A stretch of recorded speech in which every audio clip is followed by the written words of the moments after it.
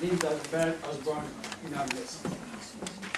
Linda was a senior writer editor in Library of Congress Publishing Office. She's the co-author of books, a number of books on American history, including Explorers, Immigrants, Citizens, A Visual History of Italian American Experience, from the collections of Library of Congress.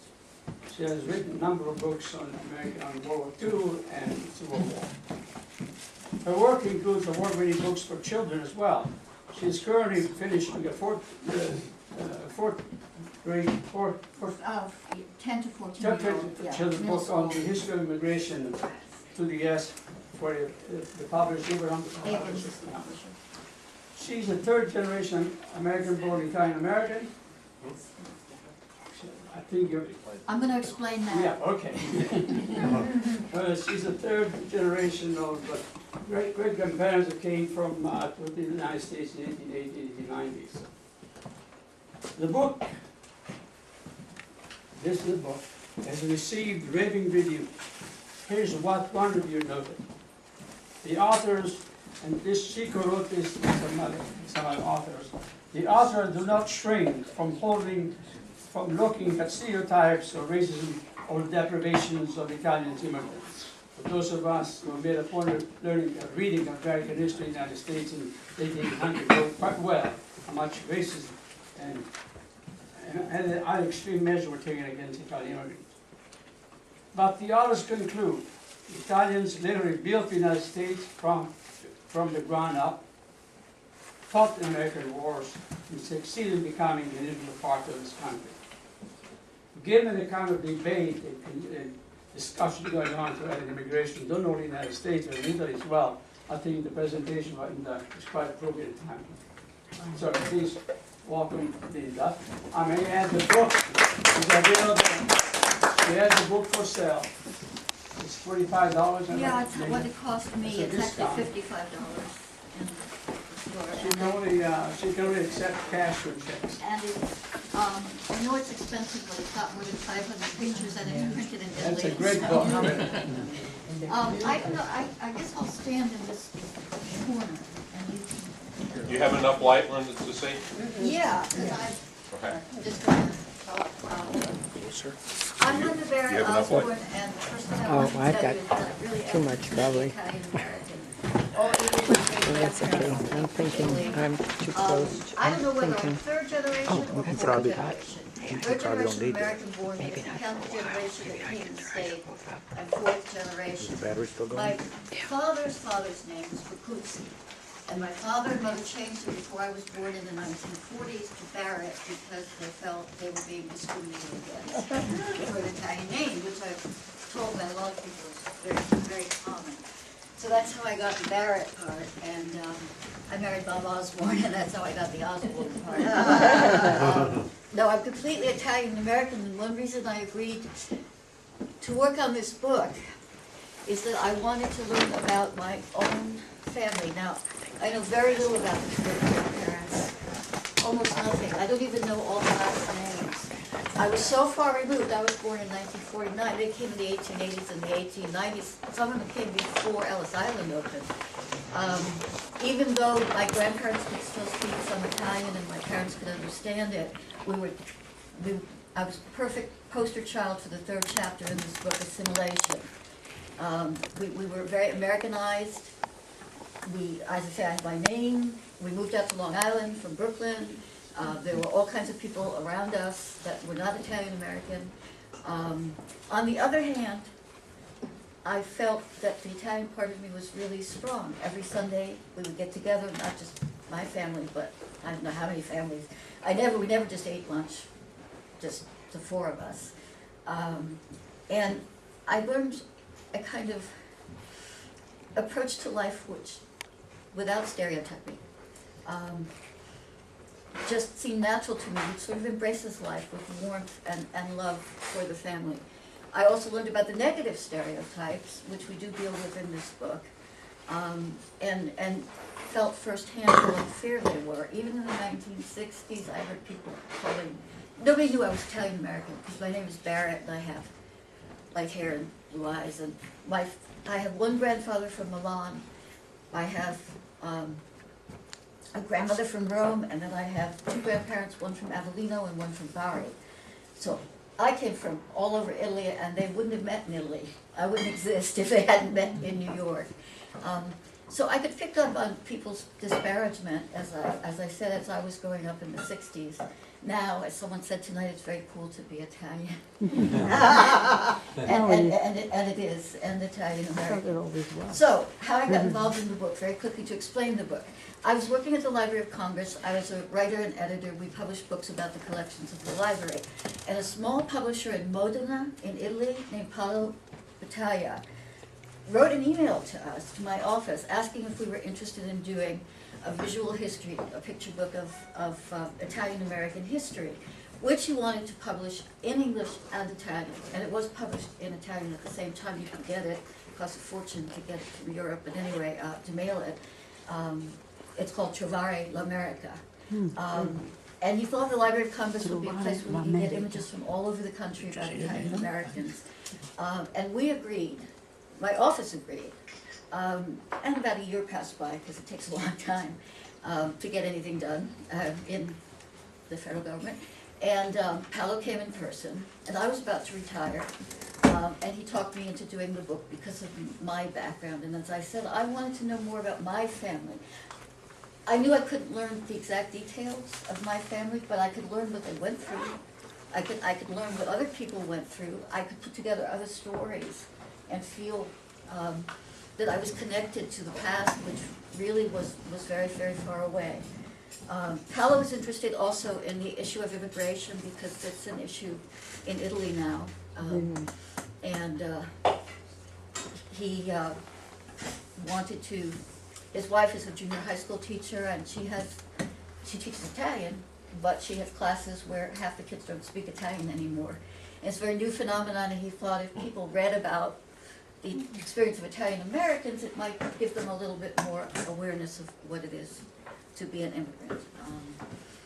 And so he came, and we got together, and we spent 6 months, no, more like 8 months, researching at the Library of Congress. I had no idea, even though I worked there for 15 years, how much material they had on Italian Americans. We found more than 2,000 images, not only pictures like this one, and this, by the way, opens the book, and these are Italians who are building the Library of Congress building. Oh, wow. Oh, my gosh. And my grandpa did there's a that. whole album of them, and that's just a little bit of an aside. One thing I discovered was how much this country depended on Italians to build their most beautiful buildings. I mean, Washington is covered with buildings that were done by Italians, and they imported, even now, even today, because we live near the Franciscan monastery and the shrine in D.C., there were Italians brought to do that. One other aside about the building, does anybody know where the Lincoln Memorial was carved? Yes, in Bronx. Yes. Nobody ever knows that. Bronx. In the Bronx. Bronx. Because the Picarelli brothers and their father had a huge square block workshop in the Bronx, where they created almost all the monumental sculpture at the turn of the 20th century. They did the lions in the front of the New York Public Library. They did things at the Brooklyn Museum, and they did their own work as well, but they also took the sketches from other artists and actually prepared the statue. And we have a picture in the book of one of the brothers setting up Lincoln in the memorial in Washington, D.C.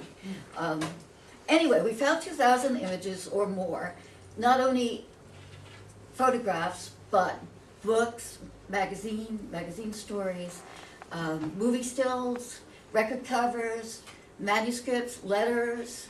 There's a letter from Thomas Jefferson that's in the book. Not everything I'm going to show you is in the book. To Philippe Mazzei, who was an Italian who lived near Jefferson in Virginia, and is said to have contributed to what he wrote in the Declaration of Independence. He also brought Italian grapes over. Jefferson loved Italy, and they started trying to grow some Italian grapes and other vegetables. But anyway, so we had letters, we had all kinds of documents. From them, we picked 500 images. Powell is, as well as being a small publisher, a graphic designer, and you can tell much more from the book itself than from the individual slides how beautiful it is. I was supposed to write the text. We have two scholars, two university professors, one Italian-American and one Italian, who wrote kind of, if you want to get more detailed introduction and more scholarly, they wrote introductions to each section. So what I wrote were the captions, so there's a lot of text with each picture. And this is what I wrote. Wow, the text? Yeah, so, and part of the beginning too. And I've never had a job that has meant more to me, but we'll get back to that. Anyway, these are the people who, some of the people who built the Library of Congress. Not everybody who came from Italy stayed. This is, as I said, we had maps, we had other things. These are not in color, but I guess it's okay. It's a map, the first map that used the word America on it. And it's from the very, very late 15th century. And it's in the library's collection, it's one of their prizes. Now, America, they named it after Amerigo Vespucci, and that stuck, as opposed to poor Christopher Columbus, who gets a mention up here, something about finding Puerto Rico or something. And I also learned, because our first section deals with explorers, and it starts back, the book starts back with Columbus. That's John Cabot, for example, who I learned about at school, was Giovanni Caboto. My accent's terrible, I'm sorry. And then he was Italian, and so was his son, and they explored in the northeast United States. And of course there was Verrazano. So some of the absolutely crucial people to discovering the Americas were Italians, and they didn't sail for Italy because Italy wasn't Italy. It was owned by this person or that person or this king or whatever, and completely separated. So they went to Spain or Portugal or England or whatever, France, and that's who they sailed under.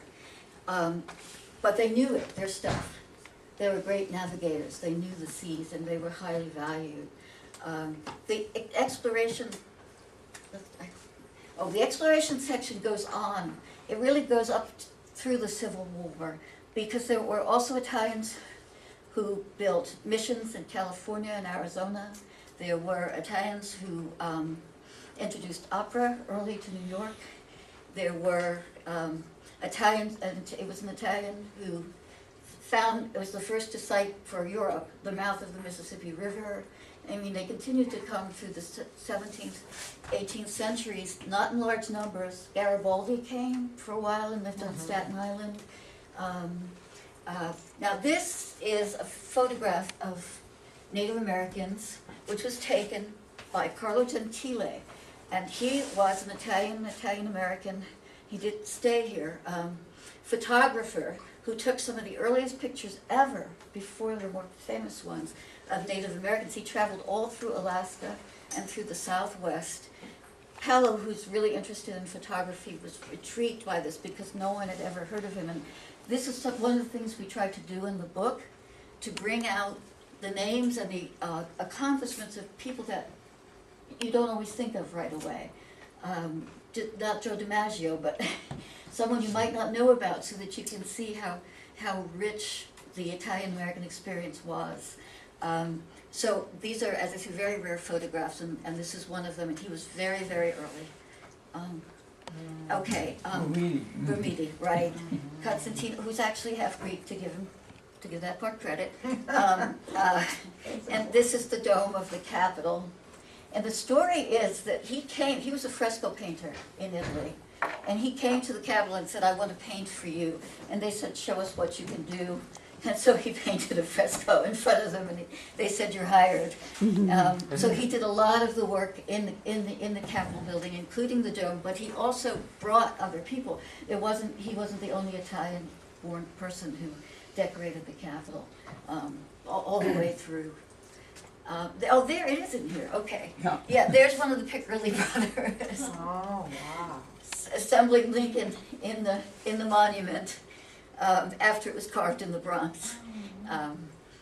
Pickerilly, did you say? Pickerley, P-I-C. Yeah, well, Yeah. it's Pickerilly. Five Yeah, brothers. There were 5 brothers and a father. And Piccirilli. Piccirilli. Piccirilli. did you? Piccirilli. Okay. You know a lot about. Well, I read about it. Oh, okay. And I think the studio lasted into the 40s or 50s. I can't remember in New York, but it's closed now, and they didn't Yeah. keep very good records. But 2 of the brothers designed their own monuments, which were all over the country. We have pictures of more than this in here. We have a couple of other pictures. There's also a beautiful quote. One thing I tried to do, because I was the writer, is to use the words of the actual people themselves, to take quotes, not just my words. There's a beautiful quote from one of the brothers about his mother dying, not knowing whether to bury her in Italy or the United States, and deciding to bury her in the United States because that was their country. And that made them realize it was their country too. Not only did I use English language books, but Paolo found books that were not translated into English, that were Italian, that were written 1905, 1910, whatever, by Italians about the United States that he translated for me. So it's full of quotes from both Italian sources and American sources that try to give you a picture of what it was like. Good old Famous Mother's picture of Little Italy in Manhattan, which is now about a block and a half long. But I'm told, my father was a great storyteller, that my grandfather was born in Little Italy. Eventually everybody moved to Brooklyn. And we do have a whole section, maybe the main section of the book is on the immigrant experience. It's immigrant if they came here, it's immigrant if they came away. This is curious, because Paolo titled the book Explorers, Emigrants, Citizens. We argued over that because from the American point of view, it's immigrants, you know? But anyway, here we were trying to show that people went more than just to New York. So this is a picture of Boston, Massachusetts, which had still does, a large Italian-American population, but it's next to Paul Revere's house. The flanking buildings are The gone. old and new America. The flanking buildings are gone. They are? Yes. Oh, wow. You know, I think this was an old postcard that we took the picture from. If you could read the sign on the Yeah, I Italian- can't. Italian shop there is, Oh yeah, up in front, there's still a series of little Italian restaurants. It's Right. great, you walk down the street till you find one that has a table open. This is a tenement area in New York. Paolo liked it because it says very fine apartments available.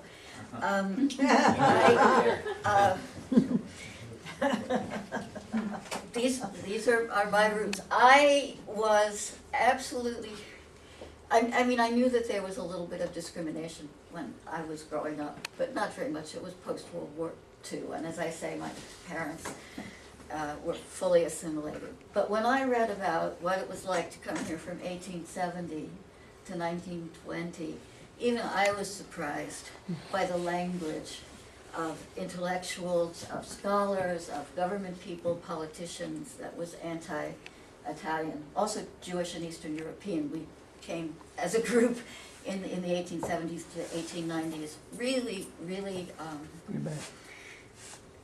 hateful language, and such fear of what these immigrants were bringing in terms of their own language and their own culture, that it eventually led to quota laws. Now, millions came in between 1870, tens of millions came in 1924.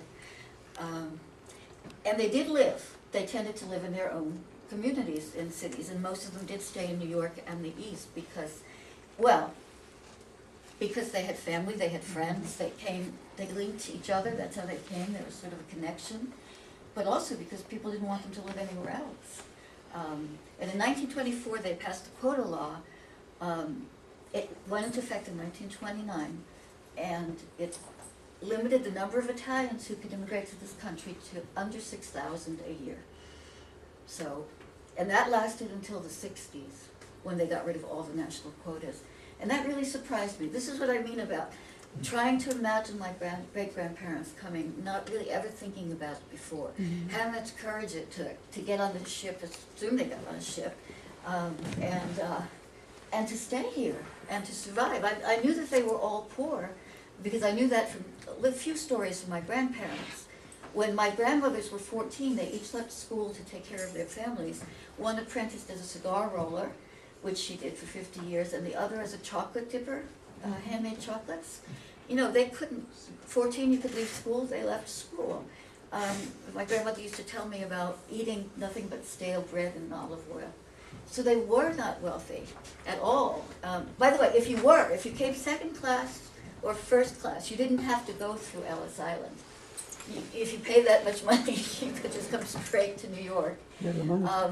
But this is the kind of picture image, and these are the kinds of stories, reading about what people thought, that, as I say, helped me to connect with who they were and what they must have gone through.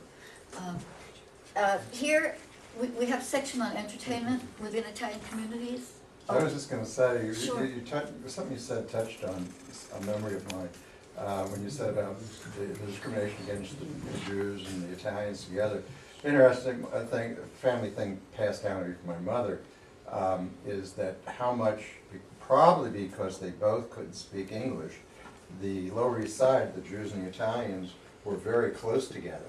Like my grandmother worked for these Jewish clothiers, and my mother says that she even spoke Yiddish, because they couldn't, they could speak with each other easier than they could speak English.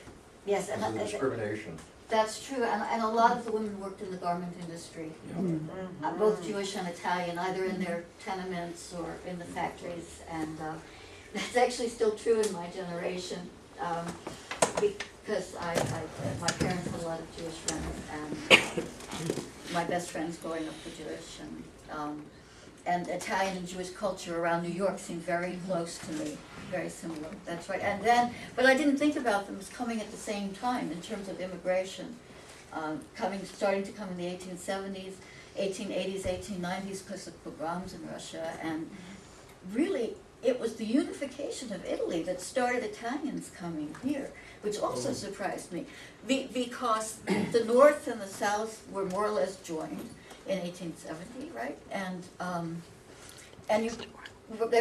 they weren't really joined in anything but name, and the government situated in the north of Italy started passing high tax laws, and there were droughts, and people were so poor, they were absentee landlords, that they started coming to the United States. That's another thing I learned, that sort of difference between the north and the south, and perceptions both here and even in Italy. Yeah. I have to say, I had an Italian teacher who was born in Italy in 1960 and 61 at LA City College, and she was still bitter in her 60s, she was about 60-something, early 60s I think, about the experiences she had regarding discrimination when she was a child as an immigrant to America. Wow.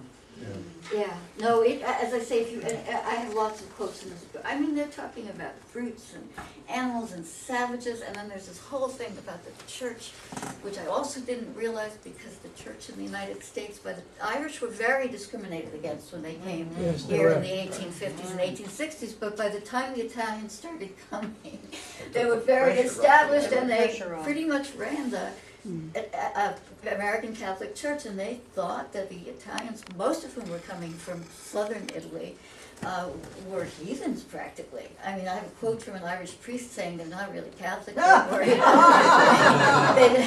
They don't go to Mass, they don't do the right things. Instead, they have these street festivals where they eat and worship gods, and it's, there wasn't an Italian-American, not an Italian, but an Italian-American bishop until the 1950s, and a cardinal until the 1980s. So I love history. There's so much that I didn't really know.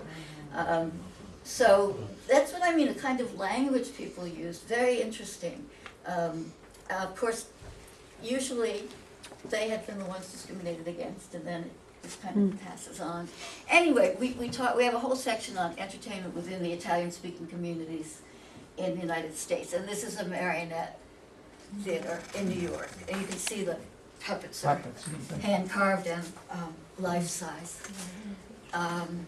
This is to show, this is a cartoon that was in an American magazine showing Uncle Sam looking very, very worried because hordes of immigrants are coming from Europe, but not from Northern Europe or Western Europe, not from England, not from France, but as I say, from Eastern Europe and from Italy, with stereotypes.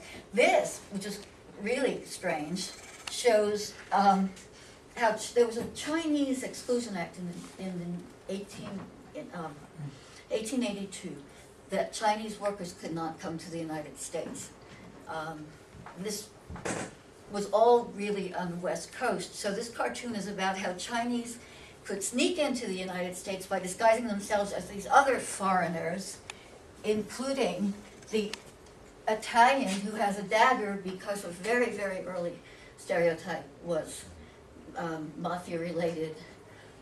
And we just wanted people to see, well, what it was like then. Okay. Joseph Petrosino was, you could do this for me. No. Everything it comes now. It says it up there. No, okay. We visited his place. Oh, you did? Oh, well, anyway, he was an Italian-American who was the first to be hired by, and he was on the New York police force, but he was put in charge of an anti-mafia squad in New York. Our chapter that deals with crime also deals with stopping crime. I mean, there were actually many, many more Italians who fought crime than there were who engaged in it. But Joseph Petrosino was going to go to Sicily itself, and one of the New York newspapers ran an article a week before he left saying he's going to fight the mafia. And so less than a week after he got to Sicily, he was killed. But he's an example, as I say, this is a picture we had from the library. I mean, generations of people, Serpico even, and also often movies are made out of them, of Italian Americans who served in the police or as firefighters or in the FBI or whatever. Okay. Oh yes, I told you we could get movie stills at the library. So there's Al Pacino taking the oath as actually Al Pacino was not only Serpico, but he was also in The Godfather as Corleone, and that's how I start my section. I said the same guy playing both parts, and you know it's interesting because it's really great to be a crime fighter, but I think that's also a little bit of the stereotype, is that that's all we do sometimes. And anyway, that was Pacino. We have a section on rural people who left the East and settled on farms and settled in the South and in the Midwest and the West. And this is just a picture of an Italian family. The ambassador to the United States from Italy in the from 1900 to 1910 recommended that Italians not stay in New York, that they were coming from an agricultural region. This is what they knew. There was this whole United States. They should get out there and they would do better. And this is, I was going to say, and my partner, my publisher, my co-author, Paolo, is doing that right now, but I'll tell you about it at the end. This is Paolo's mother's father, who did, he worked in timber in the Pacific Northwest, and he decided to come back to Italy after 10 years, because we talk about that too. There were a lot of Italians that actually returned to Italy, a higher percentage than other groups, like Germans or Jews or Swedish or whatever. A higher percentage returned. They saved money and returned.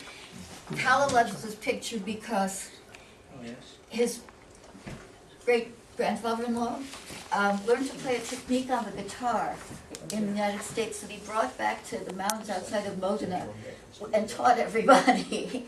And now they play that particular style, he said, of guitar. So, next. As I say, we give examples of people. You can't tell whether this is a city or a country, but just more Italian communities that were settled beyond New York and its surrounding area. Here's one in Florida. And Spanish Moors. yeah. And here's On the farm. another. I can't exactly remember exactly where these were taken. I love this picture. Not because it's rural, but because it's such a beautiful portrait. There's a whole section at the end of the book with just faces of Italian Americans, just all in a collage. So she worked in the field. And she worked, kids worked, my goodness. Yeah. Kids worked in the tenements too, sewing sequins and there were a fair number of Italian American miners, and there were several disasters, and this is one of them, the Cherry Mine, where many of the workers were Italian Americans. And we tried to show what life was like. Is that Colorado? I think it's in West Virginia. No. No, that's No. Monanga. yeah. Yeah, this one's in Colorado. Colorado. There's another well-known one in West Virginia, was another mining collapse. And Yeah. this is actually, the picture is labeled, you can't tell, that he was something like 12 years old, No. because they needed small, short Short. people to work in the mines to get to certain areas, so they used children. And a lot of those children were Italian immigrants. They got- And here's the piecework, with the whole family sewing and stitching all day long in New York. Linda, These are Italian, sorry. no, on the mining, coal mining, a little footnote. In those days, children were not recorded when they went to the mine. The men were. So if the mine exploded, they didn't had know. no idea how many perished. I didn't know that. In Monanga, that's the story in Monanga. Many kids went in the mine, but no one recorded who they were, but many I saw. That was a common practice in those days, yes. I think we picked this because these are all Italian Americans, and they're selling newspapers on the street outside of the Capitol building. A lot of the children's pictures were taken by a photographer named Louis Hine, who took photographs of children who worked, not just Italians. And he took really good records, so that he actually named a lot of the children by name in his photos, and you can see them, you can actually read the names and their ages in the book, and this is one of his. Newspapers right there. Shoeshine. Now, I tried to imagine, one of these could be my great-grandmother, right? What the streets were like. I love this picture. And this is Little Italy. This is about in Manhattan. And turn of the turn of the century. century, yeah. You can A even little see, earlier. and it's, No power lines. No So a little power. earlier, no power Well, lines. there's a gas light there. Yeah, right. yeah. The date is probably The book. book, because I don't remember everything word for word. Now, this photo starts the last section, which is citizens. And we talk about people choosing during World War II whether they were going to be Italians or Italian Americans, and fight for the United States or for Italy. And luckily, by the end, Italy and the United States were fighting together. And a lot of people feel, I don't know if you all feel, that it was partly because of World War II, that we as a group of Italian immigrants and Italian Americans integrated with the larger society. We began to identify ourselves as American, and that's where I come in, because 4 years after this picture I'm born, and I'm Linda Barrett, and 5 years before this picture my parents got married as Joe and Jim Bacuzzi. So, and here are two Italians. Again, we know because of the labels that they are not just anybody, but they happen to be Italian Americans doing war work. Working on an airplane. Working on an airplane, right, and the woman too, so, yeah. And this is, I love this picture, I love it when you can really see the faces.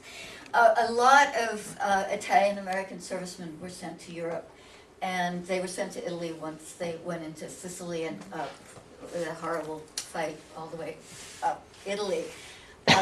Some of them, a lot of them could speak some Italian.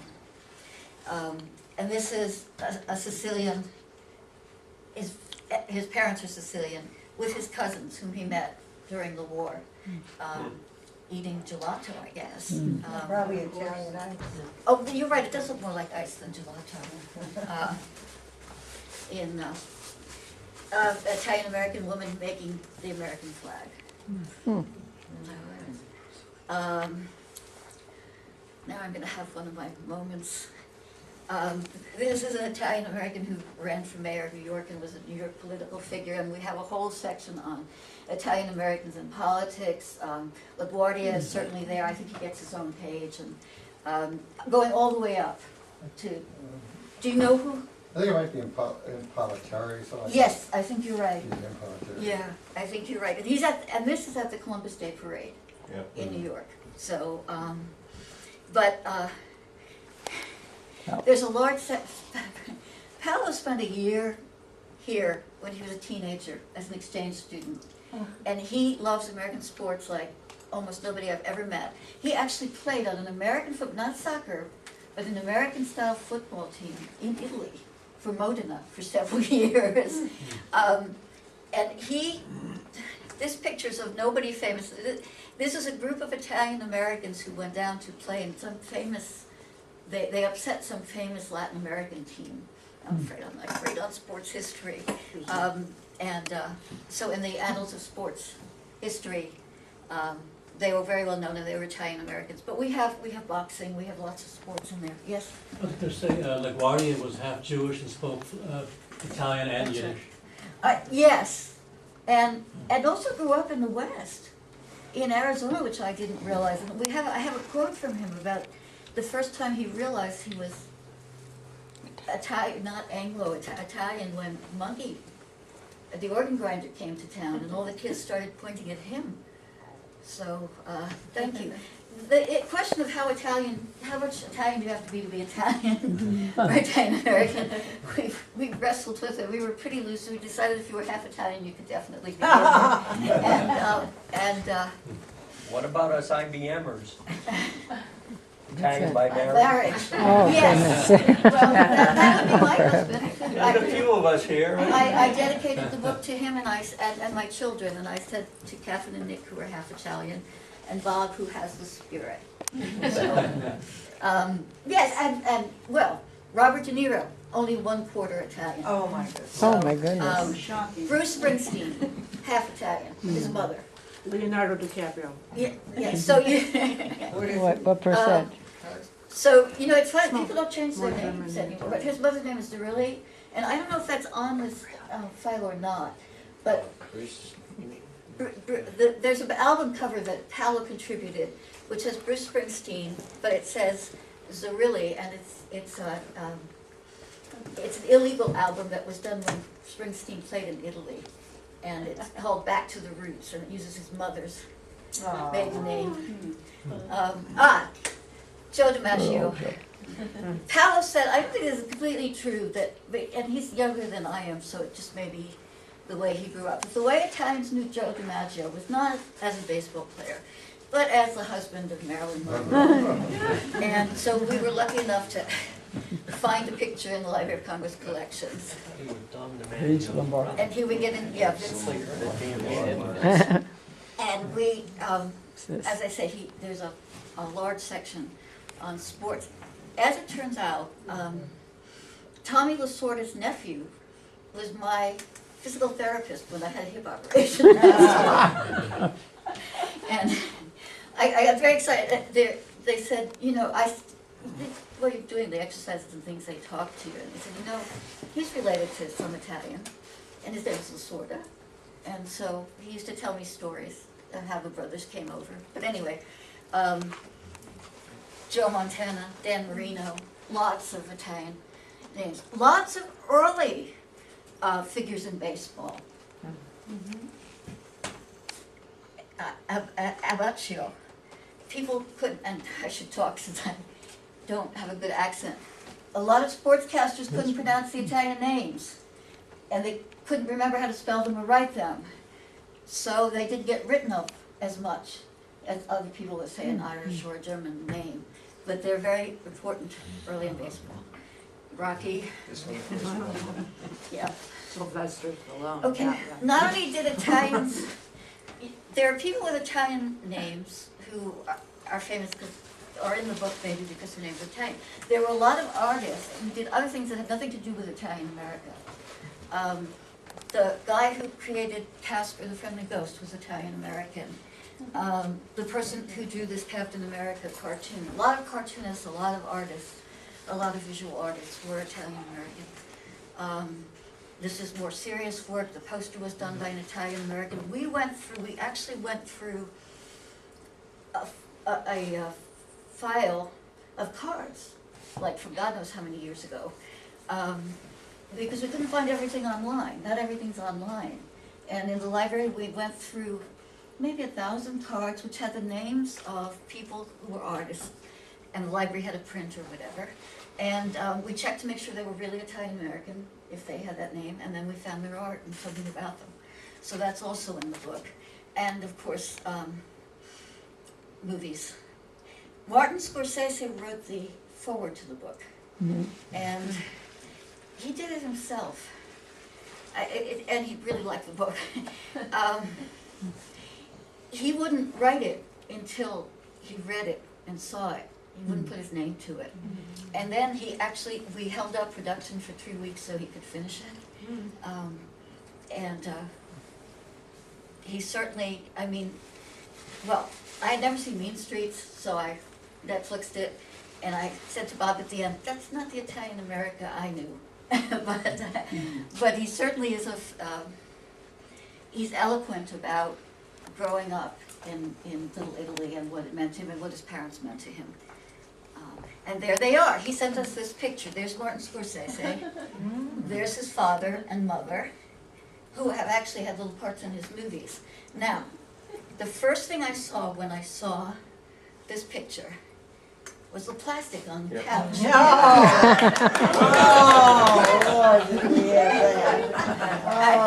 And it was the first thing I didn't even look at Martin Scorsese. I thought, it's plastic on the couch. It's just like how I grew up. And so then I emailed to Paolo, and I say, there's plastic on the couch, and he emails back and says, yes, it's so exciting. There's plastic on the couch all over Italy. So we were very happy for this photograph.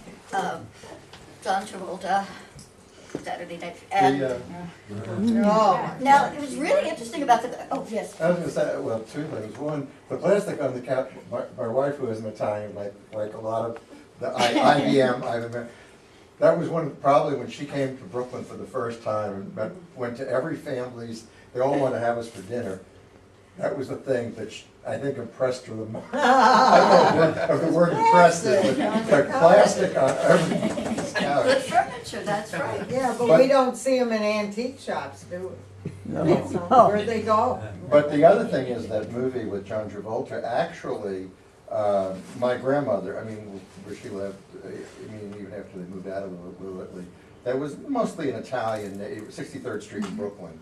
And Port Allen Parkway. And at the end of 63rd Street, there was a bar. And in the 40s, my aunt went there when it was a cocktail lounge. But by the 70s, my cousins went there when it was disco. That was a real disco where that was filmed.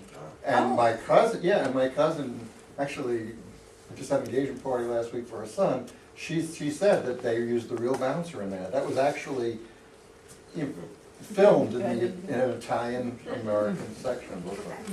Again, thank you. Most of the, I don't know if there would have been pop or jazz music without the Italian Americans in there, because almost everybody in the list, Perry Como, Dean Martin, Frank Sinatra, Bobby Darin, going into the 50s. Italian American, but all of them changed their name except for Frank Sinatra. And I have the Italian, because again, I can't remember exactly the Italian names that they were born with. And the women, like Connie Francis, so they're all in here too. Linda, talking about jazz, you know, there's a misconception that the New Orleans jazz in New Orleans was an African American, was an Italian, really, began jazz. The first jazz recording, it's in the book. Yes. There's right. a picture of it in the book. The first jazz recording was not done many by, people realize that. Yeah. It was an Italian. Yes, and we did find it, we found it, I mean, the library has the record, so we took a picture Yeah. of it, and And that it's in the Funicello book. didn't change her name. And that Funicello didn't. No, some people didn't. Nancy Sinatra didn't change her name either, but most did. And she was a little bit later. I don't know whether it was to get acceptance in the United States I think or... it was part of it. Most of the name changes were done by the big producers, the record houses, the movie, like Warner Brothers and Columbia. If you go back before 60, you know, even Clark Gable, I don't know what his name was, but it was changed. John Wayne was changed. Oh, he's Italian? No, Johnny Cash. no, I don't know what they were, No, they wanted but to- everybody's name They Oh, wanted I it to be see. simple, they didn't John want Wayne you to was have trouble Italian. pronouncing No, or he's just spelling. saying that everyone's name was changed. Now what? Not This just is a Italian. parade in another city in the United States. The very last section talks about traditions that have continued,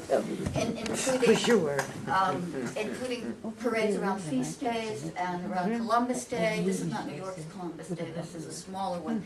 Paolo was interested in it because it shows, it shows the statue. I think that's St. St. Joseph. St. Joseph. With the Right. lilies. He's got And lilies. has the two flags. And he said in Italy Yeah. you would never have St. Joseph, you would not have a saint with a political flag. And here it all kind of fit together. So that's that's within the last 20 years. yeah. Yeah.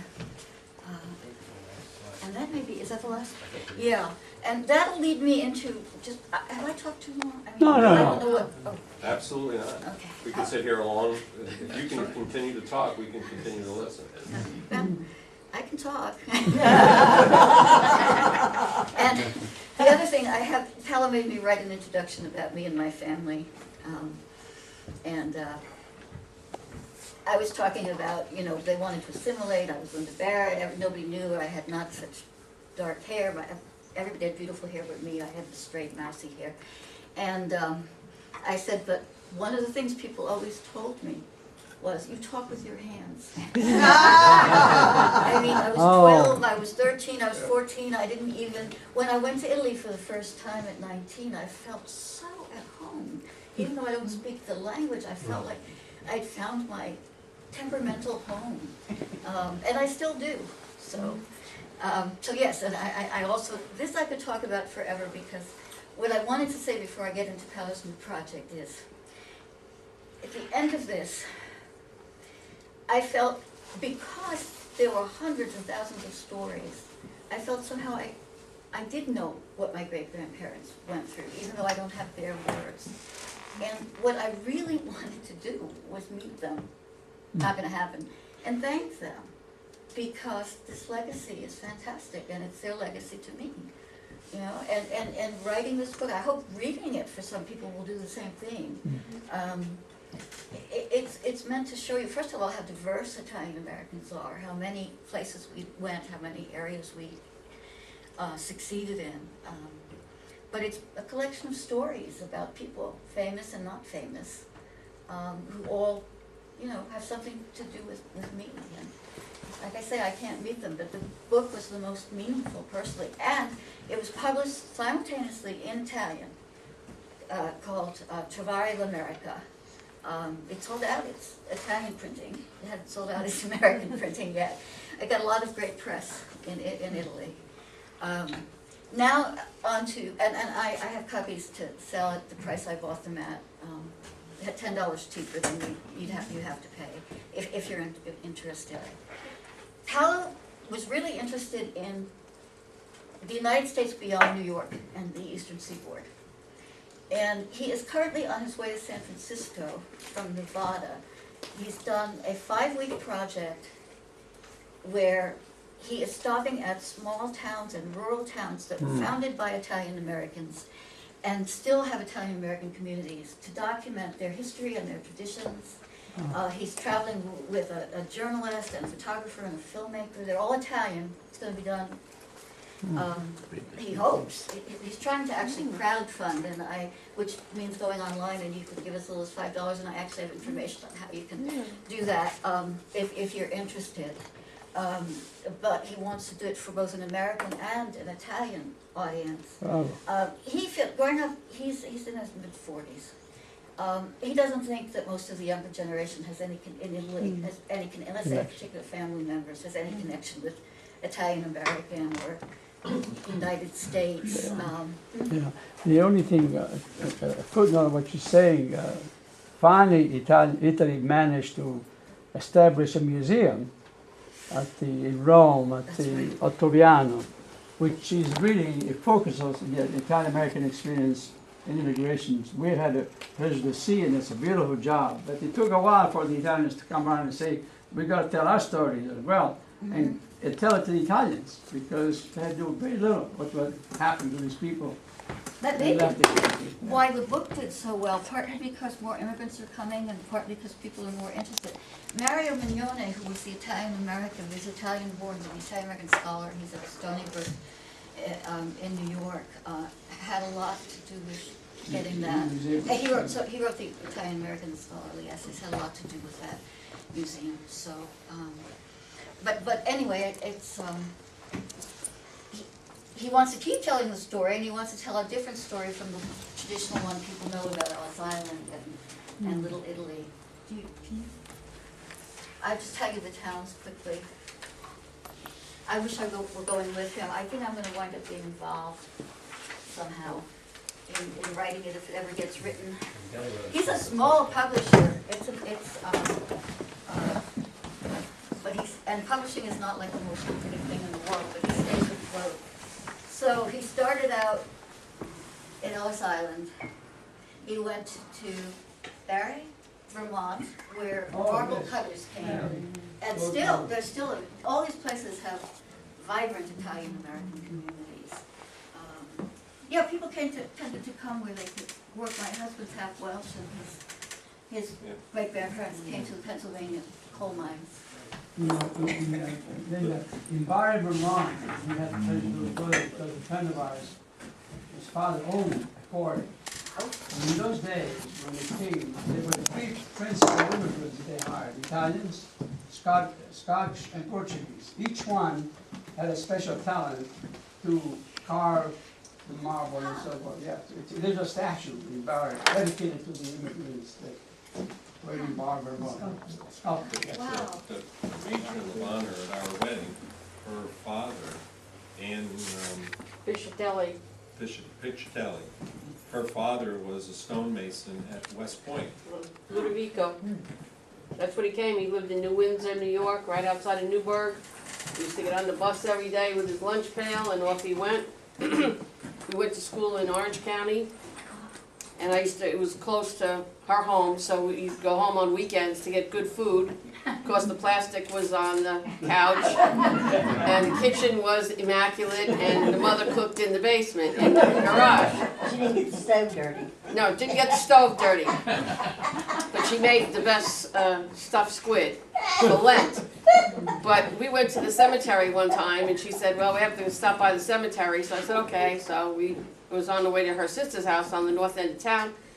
we stopped at the cemetery and, you know, we're looking around at her relatives and all of a sudden I see Grace and Ludovico Piscitelli there, and I'm going, hey Grace, you know, what's with the headstone? And her name was Grace Ann after her mom. She didn't like the name Grace.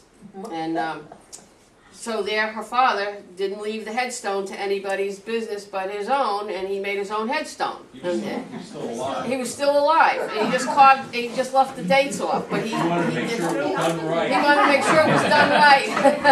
I don't remember too many kids I went to school with, but I'll never forget Ludovico and Grace, yeah. But the thing was, is that the key thing was that they had Italian stonemasons build most of the buildings at West Point. His job was to repoint everything. His job was, he was never gonna say, I'll never be out of a job. Every day went with the lunch pail, because he said, you know, that stonework's been there for how long, so there's always work for him. That's a great story. Yeah. I was just thinking about the food, which is so much a part of my life. I don't want it to be a stereotype, but it really is, and it really is it's better than French. Except I gotta say for the desserts. But even there, if it's a great tiramisu, it's you know. But it really is. Anyway, I grew up with this food because I grew up outside of New York City. My grandparents still lived in the city. There were markets everywhere. There was a market in my town on Long Island. And I grew up with artichoke and fennel and all these foods that nobody knew what they were eating. We never just had, not only did we never just have our family, but we never had just one course on Sunday. We'd eat all day. And, you know, and then you'd stop in between. And what was your town? Belmore was the town on Long Island. I grew up in Baldwin. You did? Yep. No kidding? Yep. I was in Limerick. There you go. Oh, wow. Yeah, they're all on the same train line and everything. Yep, Long Island Railroad, and we played each other in football. So, and we go to, like my great aunt lived in Nyack, which is upstate New York, and she had this large rural kind of thing with lots of fruit trees in The there. Russians are up there. The Russians. In Nyack, Spring Valley. Well, this was way before. So she'd make these huge meals, and in between, her husband, who was Sicilian born, would listen to opera. And I brought my husband up there before he was my husband, and he couldn't believe that people ate all day. You know, you start around 1:30, and at 5:30, you couldn't do Sunday without the different courses. You had to have everybody. And to me, that food was a celebration. I can't get, so many people do not appreciate it. And I think it was a celebration for them, partly because they could afford it, finally. But it just was. That's what your story made me. But made me think of this when you were setting up the food. I remember that I don't have to tell him anymore, but I used to tell my husband if he was shopping and we were having people for dinner, buy more than you think you need. Yes, all the, what do you call the husbands, the non-Italian husbands? IBM. The IBM. Buy more than you think you need. Never have too little. So, I'm reminiscing with your husband, you know, you take them, introduce them to the grandparents. In Italian, they say to you, what's the matter? Couldn't you find a nice Italian boy? I got it. By the way, you know, what's fair is fair. Introduced to my grandmother, I get it in French. What's the matter? You couldn't find a nice French girl? yeah. So how we've changed. They didn't have, you know, it wasn't in Italian because that was too far away from the language, but they had the same thoughts, yes. And yeah, things have changed. Anyway, I will quickly, there, Hammerston in Pennsylvania, Hammondstown, and I don't even know what's there. Hammondstown. Hammondstown. Is that a community you know? Yeah. Oh, Probably nothing. Yeah, Well, I mean, it's rural Pennsylvania. gotta have Italian Americans there or he wouldn't be going. Yeah. So, the place I can't pronounce even though it's not Italian, West Virginia, the mining town. Where was He's where going was to, Benny town? Do you remember? Oh, man. Pennsylvania? Off the Friend top of of ours, Falcone. The whole town, if you, we went to Rosetta, where? the whole town, Rosetta, Rosetta. came from Rosetta, Went to Italy. the funeral for this man, and you went to the cemetery, and there was, every stone was Italian.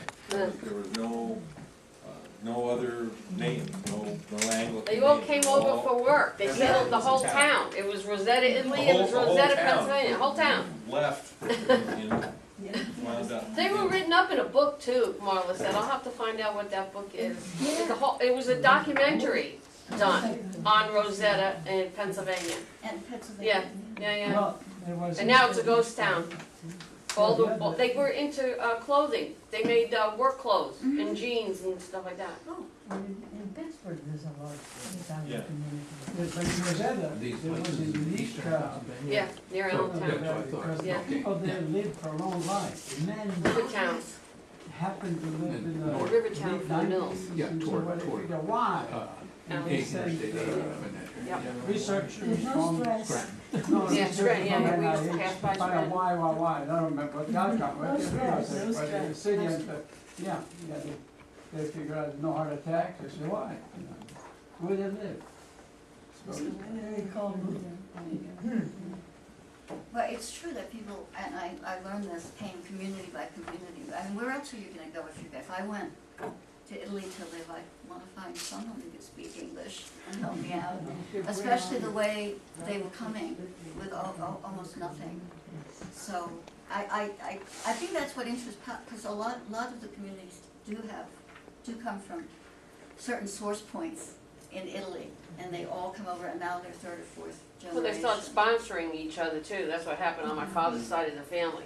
But when you said about food and eating and taking time on a Sunday, my grandfather was in the fruit and vegetable business. And they worked 6 days a week, they did long hours, they were never really home for meals, they just kinda like brought the food, plopped the food, and that was it, and, you know, grandma cooked it, but they never really sat down and had a meal. So when the shops weren't open on Sundays, that was their day. They did everything. They caught up on family business. They caught up on, what kid was in trouble, the whole 9 yards on Sunday. And the jug And of so- wine was on the floor next to the. Next to whoever the was at table. head of the table had took control Yeah, of the wine. yeah. The other thing, they started pouring me a little glass of wine when I was 9 or 10, yeah. something like that. And water. Yeah, that my friend. Filled it up. Yeah, so. No, I just quickly say that he's gone to Tontitown in Arkansas, he's gone to Paradise Valley in Nevada, he's gone to Pittsburgh in California where they're mining or farming communities. He's been to New Orleans and where there's also a lot of Italians actually came in Through New through Orleans. New Orleans because of the way the roots went. And he's gonna be here next week. About Detroit. About Detroit. Well, he didn't go, see, this is, I think he was looking for a he small was looking town. for small towns, though he stopped in cities along the way, but he was looking for places that most people don't think of Italian Americans, they think, Oh, there's so many, Des Moines, Iowa, Yeah. West Illinois. well, there's Waterbury, Connecticut, and that's the problem with a book, or anything that has a link, or any project, you just can't do everything, there's so much you have to leave out. I think the hardest thing was not what we put in, but what we left out. I mean, remember, we put in 500 images, we must have had to eliminate 2,000 of them. Every time I wrote one of those little, 250 word text things, and he actually gave me the character count to write them, so I couldn't go a single character over, let alone word, because he does a layout, That's and, tedious. but challenging. Yeah, then you have to select, I mean, sure, you're trying to give, you don't know who the audience is, do they know a lot about this, do they know nothing about this? So, I mean, you could spend a lifetime and more going to every place where there's an Italian-American community. And I'm sorry if there's a town that's been left out, but you should let me know, I'll put it down, because I don't know if this is the end of his project or not. Duluth, Illinois. You didn't mention. Everybody there is named Capone. Oh, my goodness, You didn't seriously. mention San Francisco. Yes, he is going to San Francisco. And Bank of America was. Oh, yes, and that's in the book too. The Bank of America was started by, and it was APG&E. and it was, there was the earthquake, and everything was gone, and he took his cart and he loaded it up with enough money. came back and started the bank. And we have a lot on businessmen and financiers. Oh, Mr. Planter's Peanuts. You guys know so much. This is great. This is why I came from Washington. We had one of the descendants of the Hunter King speak to us aside a few years ago. Because I don't know, if you're in a group like this, you care about history, and I do, and I love hearing stories. That everybody's got a story. So this is really fun for me. I could write another book, because we did have to leave out a lot. But yes, there are businesses without any Italian name that was started by Italians. The same. They even might have had an Italian name when they started the business, but it's so long ago. Anthea Coca is in there. So is Paulo doing a Kickstarter? Or something Yes. like that you said on? Yeah, Indiegogo. I've actually got if you're interested, I've got more information. The project, Email that around. yeah. Everybody can touch it. Thank you. It's called Italian American Country, and the project, and I mean, I hate to ask for money, but it's not for me. It's for For a those good of us project. that didn't bring a checkbook or enough Oh. cash, how can we get the book? Well, I don't know how. I'm not sure. I don't know if you're going to want. But you can certainly. Yes. Or I was going to say, I'd even let people take home books and send me a check. Would you do that? I would do that. Nobody's let me down. And Do you have a card or your address? I have to write that down. That's when I retired. Can I invite them for any questions or? Oh yes. No, I'm through. And thank you so much. Thank you.